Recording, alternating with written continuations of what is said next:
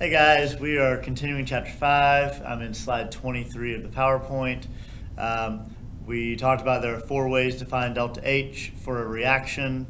We already did an example of the first type, which is finding delta H using calorimetry. We're now on the second way to find delta H, which is using a method called Hess's law. The idea of Hess's law, essentially it's the basis of the heating curve, where if I do a succession of separate processes, like heating up a piece of ice, I heat it up to 0, then I melt it, then I heat it up to 100, then I boil it, then I heat the gas up. If I do 5 separate processes and I want to know how much heat's involved in the overall process, I can add together the heat values for each of the steps that are separate from each other to get the total. Hess's law is the same idea, where if I have a series of reactions and I add them together, then if I add the reactions together, cancel things out that appear on both sides and get an overall reaction, I should be able to add the delta H's together of the reactions that I combined and get the overall delta H.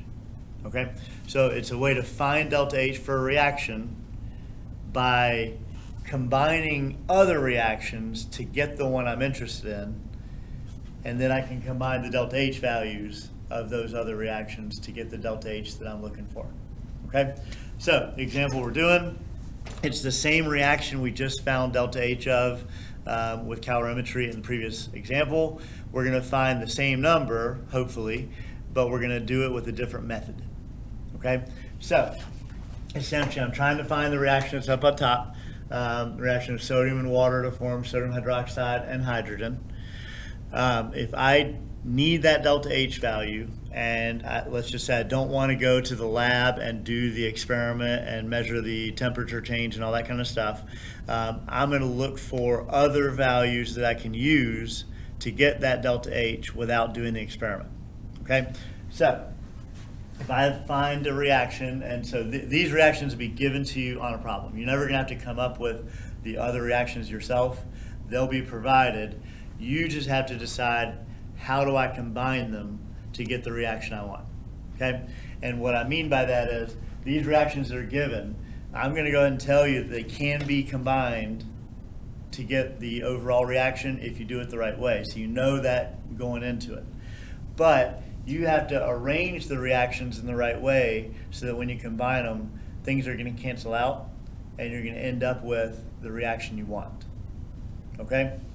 So, again, I'm going to combine these 2 reactions in a specific way to get that reaction. Now, I'm going to do it on my whiteboard. So let me slide my computer over. So, I'm looking at these reactions, and what I want to say, the top reaction is the one I'm trying to build. This is my goal. Okay? To get there, I'm going to have to look at these reactions and figure out what does each reaction offer me that I need. Okay, so when I look in the first reaction here that I'm going to use, I see that I have sodium hydroxide here. That's a compound that I definitely need in my overall reaction. I need it to be on the right side, which is good because I definitely need the compounds to be on the correct side of the reaction. So sodium hydroxide right now is a product. I want it to be a product, but the problem is I need to have 2 moles of sodium hydroxide. This reaction only makes 1. So what I'm going to do is I'm going to take that whole reaction and I'm just going to double it.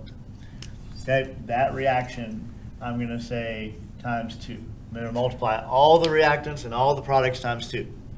Now, in thermochemistry, if I double the amounts in a reaction, that's also going to double the value of delta H. So delta H is also going to be times 2. All right. Then I'm going to look at the next reaction and say, okay, what do I have in this reaction that I specifically need? Okay. Now, I do need hydrogen up here, but if you notice, there's hydrogen here and there's hydrogen here. And kind of like when we're balancing equations, if something appears in multiple places, you tend to want to ignore that one unless you have to use it. Okay. I'm going to focus on water. The only place that water appears is right here, and I know that I need water to be in my goal reaction. I need to have 2 water molecules on the left side of the reaction. Okay, so when I look at this reaction, it's on the right side. So that means I'm going to have to reverse the reaction. I'm going to take the reactants and the products and I'm going to switch places. If I reverse a reaction, we talked earlier that when we reverse a reaction, it's going to change the sign of delta H. And then also, I need to have 2 water molecules on the left, so I'm also going to have to double the reaction.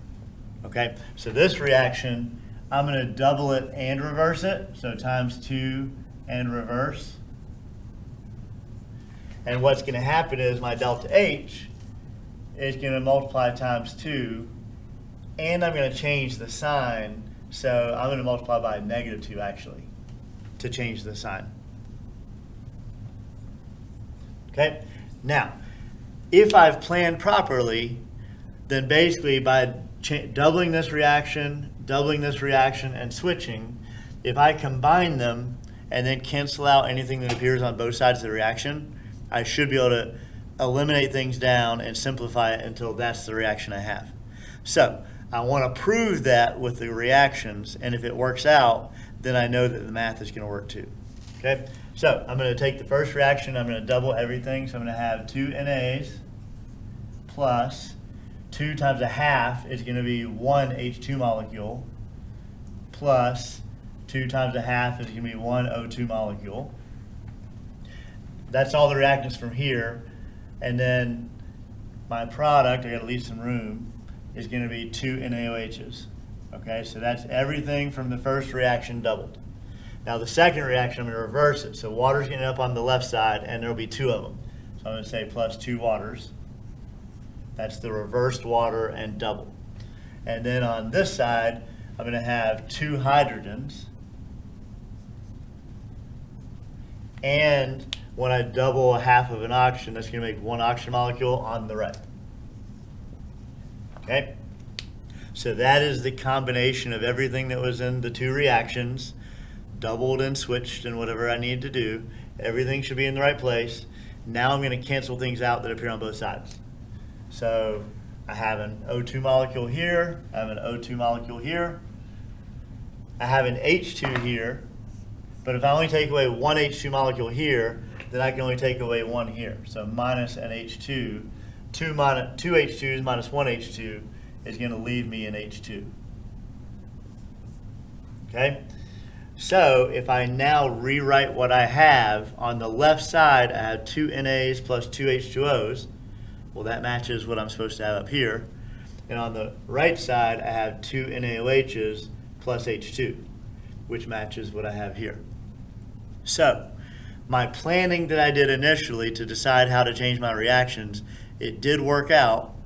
I combined the reactions, I proved that it works. So now I should be able to do the math.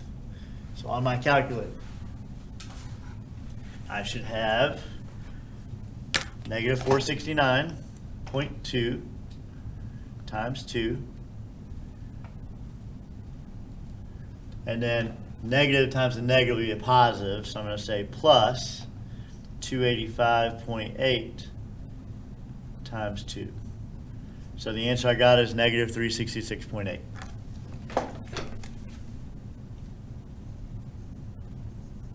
Kilojoules per mole.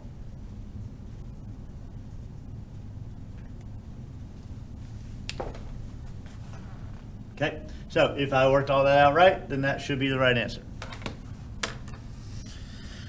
Now, I do want to do one more example of this process.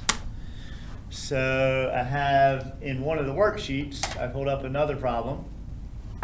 So this is from a worksheet called Chapter 5-Thermochem. It's a Word document.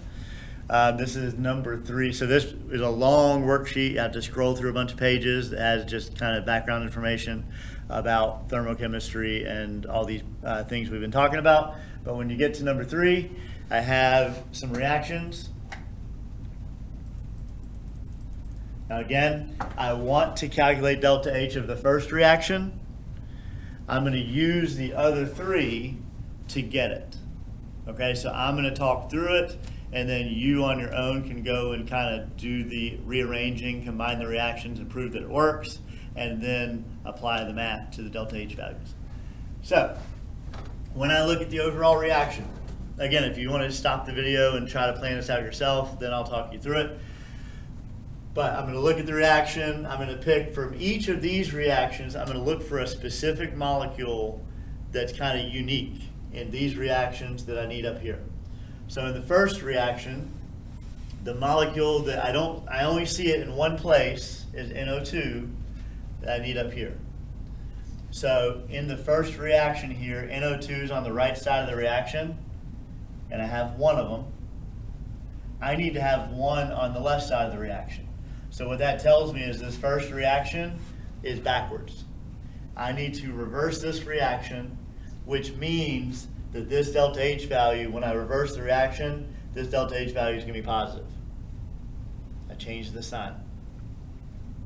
Then, second reaction.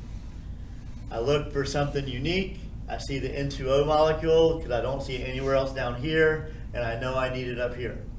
So the N2O, I need to have one of them on the left side of the reaction. Well, in this second reaction here, I have one on the left side of the reaction. That's exactly what I want. So the second reaction, I don't have to change it at all. I'm going to use it as it is, which means that I can use this delta H value as it is. I don't have to change it. Okay? Then I finally get down to the third reaction. This one's a little harder because the N2 doesn't appear anywhere up here, which means that when I combine all my reactions, the nitrogen should cancel out. The oxygen doesn't appear up here, so it's going to cancel out too. The NO, I need 3 NOs on the right side. Okay? Now, it's kind of tricky that you look at that and think, oh, I need to multiply by 3, but that's not true. Because NO appears in another place. It appears right here. This first reaction, we said earlier that we were going to reverse this reaction. So when I reverse this reaction, that's going to put one NO molecule on this side. And then with this reaction, I want to end up with 3. If I get 1 from the first reaction, that means I need to get 2 more right here. So I'm going to have to double the third reaction so that I have 2 NOs right here, plus the 1 that's going to be over here up here. 2 plus 1 gives me the 3 that I need. So if you take a sheet of paper, reverse the first reaction, leave the second reaction as it is, double the third reaction, combine everything together, look at all your reactants, look at all your products, cancel things out, you should be able to simplify that down to this. And if it works, then that means that you should be able to combine positive 56.6 plus negative 81.6 plus 2 times 90.4 to get the overall delta H. Okay, that's it for Hess's law. You definitely want to practice some more problems with that, but you can do that on your own.